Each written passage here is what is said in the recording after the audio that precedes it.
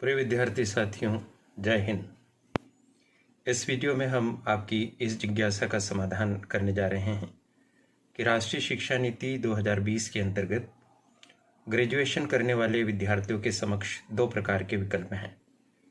या तो वे अपने ग्रेजुएशन का पूरा कोर्स 3 वर्ष में संपन्न कर लें, या फिर वे 4 वर्ष तक ग्रेजुएशन में अध्ययन करें। इन दोनों में क्या अंतर है और 3 वर्ष का कोर्स किन्हें करना चाहिए और 4 वर्ष का कोर्स किन के लिए ज़्यादा उपयुक्त होगा। यह करियर एडवाइस चैनल है, करियर सेल के कार्यकर्ताओं द्वारा संचालित।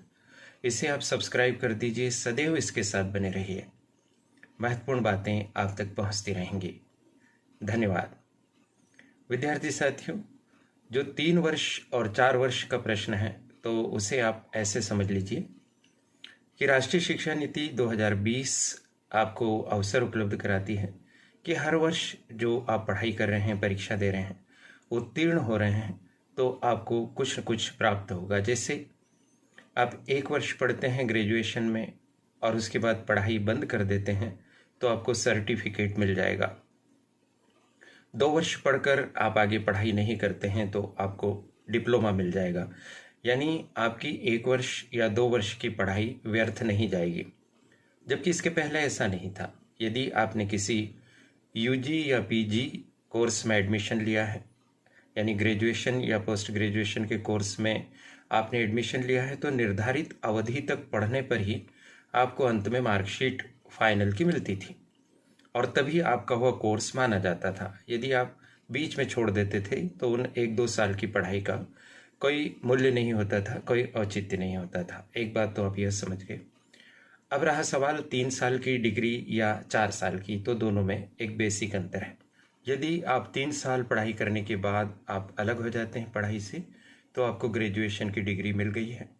इस ग्रेजुएशन की 3 साल की डिग्री के आधार पर आप किसी भी प्रतियोगी परीक्षा में बैठ सकते हैं, चाहे आप IAS अधिकारी बनना चाह रहे हों या किसी राज्य की लोक सेवा आयोग के माध्यम से राज्य की प्रशासनिक सेवा में जाना चाहते हैं, पुलिस सेवा में जाना चाहते हैं, आप पटवारी बनना चाहते हैं, बैंक की एग्ज़ाम देना चाहते हैं, रेलवे बोर्ड की परीक्षा देना चाहते हैं। यानी ग्रेजुएशन के आधार पर पूर्ववत आप परीक्षाएं दे सकेंगे। जैसे पिछली शिक्षा नीति में होता था कि 3 साल का ग्रेजुएशन कर लीजिए और फिर आप हर कॉम्पिटिटिव एग्जामिनेशन को देने के लिए पात्र हो जाते थे। तो राष्ट्रीय शिक्षा नीति 2020 में भी यही व्यवस्था है कि 3 साल का कोर्स कर लेने के पश्चात आप इन सब के लिए पात्र हो जाएंगे। तो जिन विद्यार्थियों का लक्ष्य प्रतियोगी परीक्षाओं के माध्यम से करियर बनाना है, उन्हें 3 साल का ग्रेजुएशन कर लेना चाहिए और फिर उन्हें अपनी प्रतियोगी परीक्षाओं की तैयारी में संलग्न हो जाना चाहिए, क्योंकि वो परीक्षाएं भी बहुत मेहनत मांगती है, बहुत डिवोशन मांगती है और लंबे समय तक की तपस्या के बाद ही आपको प्रतियोगी परीक्षाओं में सफलताएं मिलती हैं। 4 वर्ष वाली डिग्री कौन करेगा? तो जैसा कि इसमें स्पष्ट है कि BA विद रिसर्च है, तो जिन विद्यार्थियों को आगे PG कोर्स करना है, MA, MCOM, MSc आदि, उन्हें 4थे साल रिसर्च वाला कोर्स पूरा पढ़ना चाहिए, जिसमें आपको प्रोजेक्ट बनाने को मिलेगा, जिसमें आपको डिसर्टेशन लिखने के लिए मिलेगी, रिसर्च मेथडोलॉजी पढ़ने का अवसर मिलेगा। एक अलग वीडियो के माध्यम से हम आपको बताएंगे कि 4थे वर्ष में आपके पाठ्यक्रम में कौन कौन सी चीज़ें होंगी।